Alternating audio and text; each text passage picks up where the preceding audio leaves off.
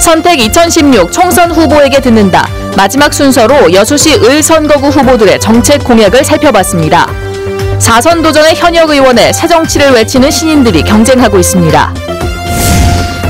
국민의당을 탈당한 김승남 의원이 더민주 신문식 후보 지원에 가세했습니다.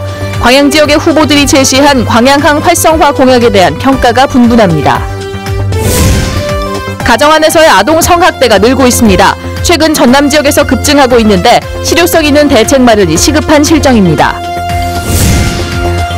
광양제철소 주택단지에서 벚꽃 축제가 개막했습니다. 여수 영취산에서는 진달래 축제가 시작돼 상춘객들의 발길이 이어지고 있습니다. 여러분 안녕하십니까? 20대 총선을 앞두고 저희는 각 지역 후보들의 주요 정책들을 살펴보고 있습니다. 오늘은 마지막 순서로 여수시 을 선거구 출마 후보들의 핵심 공약을 김종태 기자가 정리했습니다.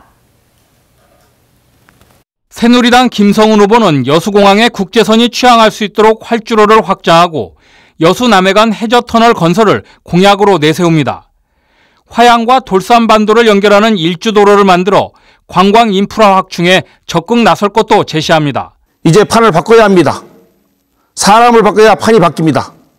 이제 또 호남 땅 여수가 대한민국을 구하는 마중물이 되어 정치개혁에 선봉에 서야 합니다.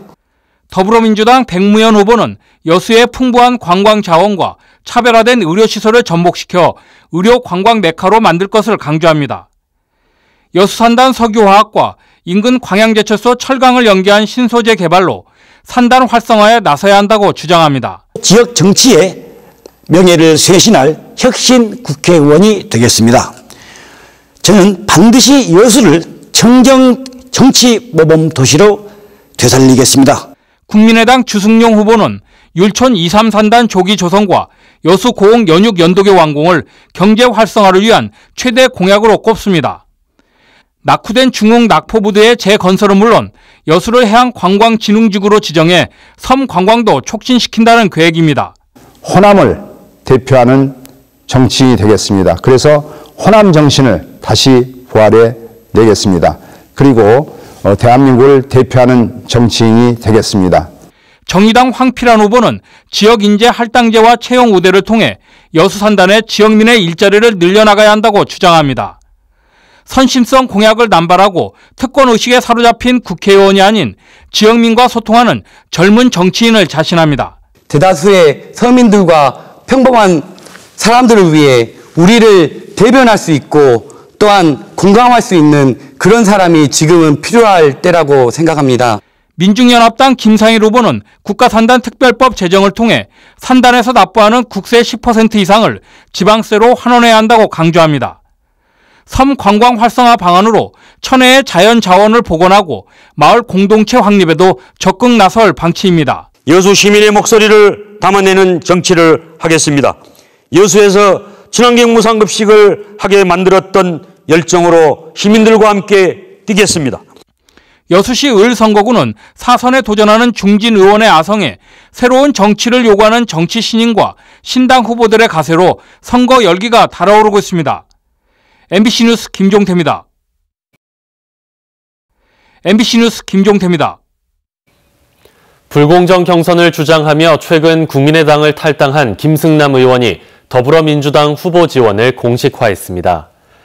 김 의원은 고흥, 보성, 장흥, 강진 선거구에 출마한 더불어민주당 신문식 후보 캠프에 총괄 선대위원장직을 맡기로 했다고 밝혔습니다. 김 의원은 신 후보가 농어촌 문제를 가장 잘 해결할 수 있다고 판단했다며 지지 배경을 설명했습니다. 한편 더불어민주당 복당 여부에 대해 김 의원은 당분간 무소속으로 수도권 야권 연대를 성사시키는 데 노력하겠다며 복당은 아직 고려하지 않고 있다고 말했습니다. 총선 후보들이 제시하는 광양항 활성화 공약들에 대한 지역의 평가가 엇갈리고 있습니다. 광양 구례 곡성 선거구 7명의 예비 후보들은 러시아 물류기지와 자동차 조립 공장 유치, 남북 교역항 프로젝트 도입, 여수광양 항만공사의 부채 6,400억 원 탕감 등을 핵심 공약으로 항만 활성화의 비전을 제시하고 있습니다. 광양항 관계자들은 일부 참신하고 구체적인 계획들이 포함되어 있지만 기존에 거론되던 안들이 다시 인용되거나 실현 가능성이 희박한 경우가 다수라며 구체적인 현실화 대책이 필요하다고 평가하고 있습니다. 가족이라는 울타리 안에서 벌어지는 아동 성학대 범죄가 전남 지역에서 급증하고 있습니다. 대책은 없는지 권남기 기자가 취재했습니다. 47살 장모 씨는 지난 2013년 당시 15살인 의붓 딸을 강제 추행했습니다. 이후 장 씨는 피해자를 성폭행했고 범행은 2년에 걸쳐 28차례나 계속됐습니다. 최근 법원은 장 씨에 대해 징역 8년을 선고하고 전자발찌 부착 명령을 내렸습니다. 피해자의 성적 정체성 및 가치관에 부정적 영향을 미쳤을 것으로 보아 엄중한 처벌이 필요하다고 판단했습니다. 최근 광주지검 순천지청에선 친딸을 2차례 성폭행한 혐의로 40대 남성을 구속하기도 했습니다. 이렇게 가정 내에서 벌어지는 아동 성학대 범죄는 갈수록 급증하는 추세입니다. 전남 아동보호 전문기관에 따르면 지난 2013년 27건이던 성학대 범죄는 2014년 66건, 2015년 91건으로 매년 30건 가까이 늘어났습니다. 전문가들은 보호자에게 의존할 수밖에 없는 아동이 거꾸로 피해자가 되는 가정 내 성학대 범죄의 특성상 학교나 지역사회에서 아동이 신뢰할 수 있는 매개체를 만드는 것이 중요하다고 강조합니다. 현재도 각종 보호기관이 있지만 피해 아동이 보통 가지게 되는 죄책감을 이기고 가정 내의 문제를 털어놓기엔 부족하다는 겁니다. 최근 정부에서 부모 교육 등의 아동학대 방지 방안을 발표한 이후 그 실효성을 두고 논란이 계속되는 가운데 가정 안에서 은밀하게 벌어지는 아동 성학대를 막기 위한 실질적인 대책 마련이 시급합니다. MBC 뉴스 권남기입니다. 영취산 진달래 축제가 오늘 산신제를 마치고 내일 본격적으로 개막합니다. 올해로 24번째를 맞는 영취산 진달래 축제는 내일 개막식을 시작으로 진달래 100일장과 청소년 댄스 페스티벌 등 다양한 문화 공연이 모레까지 이어질 예정입니다. 축제위원회는 올해 진달래 개화 시기가 지난해와 비슷해 이미 90% 이상 진달래가 만개한 데다 영취산 입구에도 벚꽃이 함께 펴 이번 축제 때만 10만 명 이상 관광객이 몰릴 것으로 내다봤습니다. 벚꽃 터널 등 아름다운 조경으로 유명한 광양제철소 금호동 주택단지에서 벚꽃 축제가 개막했습니다. 광양 금호동 백운상가협의회는 오늘부터 사흘간 조각공원 일원에서 우리 광양, 우리 포스코라는 슬로건으로 만개한 벚꽃과 다양한 장르의 음악이 어우러지는 꽃축제를 열었습니다. 특히 올해 축제에는 광양 벚꽃 디지털 촬영대회가 첫 선을 보여 봄철 금호동 일대의 아름다운 경관을 전국에 알리는 계기가 될 것으로 보입니다. 순천 문화읍성 달빛 야행이 문화재청의 문화재 야행 프로그램 10선에 선정됐습니다. 순천시는 문화의 거리 일원 14개소에서 지역 문화예술인들과 함께 순천 문화읍성의 야경, 역사, 거리 등을 주제로 특화된 문화예술 프로그램을 제공하는 순천 문화읍성 달빛 야행이 문화재청의 문화재 야행 프로그램 10선에 선정됐다고 밝혔습니다. 올해 처음으로 선보이는 문화재청의 문화재 야행 프로그램은 지역의 문화유산과 그 주변의 문화 콘텐츠를 하나로 묶어 야간에 특화된 문화체험 프로그램을 제공하는 사업입니다. 산업통상자원부가 경제를 살리는 시책 설명회를 열었습니다. 앞으로 각종 규제는 정부가 방어하지 못하면 폐지되고 지역별로 규제를 푸는 법안도 마련됩니다.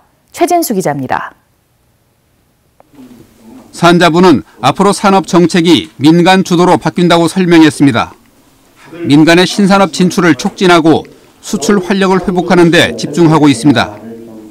민간업체가 신산업을 개발하면 인증 검토와 인증 기술 개발 등의 과정을 개선해 시장 진입까지 최대 30개월을 단축한다는 계획입니다. 특히 규제 프리존을 도입한다는 정책이 눈길을 끕니다. 전남의 경우 지역 전략 산업으로 꼽는 에너지 신산업이나 드론 산업을 육성하는 데 걸림돌이 되는 규제가 있다면 전남에만 규제를 푸는 법을 적용한다는 것입니다. 산업을 육성하겠다는 계획을 만들어서 중앙정부에 내면 그걸 법에 반영시켜서 그 지역에 한해서 전남에 한해서만 규제를 완화해 주는 겁니다. 규제 적용 여부가 분명치 않은 융복합이나 신산업에 대한 규제 여부를 문의하면 30일 안에 정부가 회신하는 제도도 시행합니다. 전라남도는 이 자리에서 백신 글로벌 산업화 기반과 이산화탄소 고부가가치 사업화 지원 등을 건의했습니다. 설명회를 공동 주최한 목포상공회의소는 지역 기업들이 산자부 시책을 충분히 이해하고 활용할 수 있게 자료를 만들어서 나눠주기로 했습니다. MBC 뉴스 최진수입니다. 호남 고속철도 개통으로 광주 송정역에는 매일 10,000명이 넘는 이용객들이 몰려들고 있습니다. 하지만 도심 외곽에 있다 보니 접근성이 떨어지는 데다 주차난은 해소될 기미가 없습니다. 이계상 기자입니다. 평일 낮 시간대에도 광주 송정역 주변 주차장은 포화 상태입니다. 주차장 부지가 비좁다 보니 고작 400여 대를 수용하고 나면 만차입니다. 다급하게 차를 세워두고 열차를 타야 하는 이용객들은 한바탕 홍역을 치를 수밖에 없습니다. 이쪽에는 장애인 오고 경차로 돼 있어서 저쪽으로 지금 넘어갔거든요. 저쪽으로 넘어가니까 주차할 곳이 거의 없어서 몇 바퀴 돌다가 지금 주차되는 거예요. KTX 출도착 시간에는 송정역 주변 도로의 혼잡이 절정에 이릅니다. 마중이나 배웅 나온 차량과 택시, 버스들이 양쪽 갓길 차로에 줄지어 늘어섭니다. 차가 그냥 나가지 못하니까 복잡할 수밖에 없죠. 정체가 되니까. 전남권으로 오가는 승객들은 시외 버스편이 턱없이 부족하다 보니 다시 광천터미널을 거쳐야 하는 상황입니다. 주차 공간을 늘리고 접근성을 높이기 위해서는 복합 환승센터 건립이 시급한데 부지 확보 문제로 허송세월만 보내고 있습니다. 내년 착공 목표는 물 건너간 지 오래고 사업 시행 예정자와 쿠레일 측이 부지 임대 조건을 놓고 협의를 진행하고 있지만 여전히 입장차를 좁히지 못하고 있습니다. 이게 갖고의 노력을 해도 안 된다 그러면 이제 자기들이 스스로 포기를 하고 그 다음에 이제 다른 방법을 이제 강구를 좀 해야죠. 광주 송정역이 호남의 최대 관문 역할을 할 수 있도록 광주시와 정치권이 해법 찾기에 보다 적극적으로 나서야 한다는 지적입니다. MBC 뉴스 이계상입니다. 여수 국동 어항단지에서 신월로로 이어지는 1,100여 미터의 도로가 전면 개통됐습니다. 여수시는 오늘 국동 어항단지에서 국동 우체국에 이르는 1,120m 길이, 폭 25m 도로 구간 가운데 3차 구간인 전남대 국동 캠퍼스에서 우체국 구간 250m 공사를 완료하고 오늘 완전 개통했습니다. 모두 156억 원을 들여 착공한 지 16년 만에 도로가 개통되면서 어항단지 주변 교통난 해소에 큰 도움이 될 것으로 기대됩니다. 포스코 창립 48주년을 맞아 광양제철소에서도 다양한 기념의식과 단합 행사가 열렸습니다.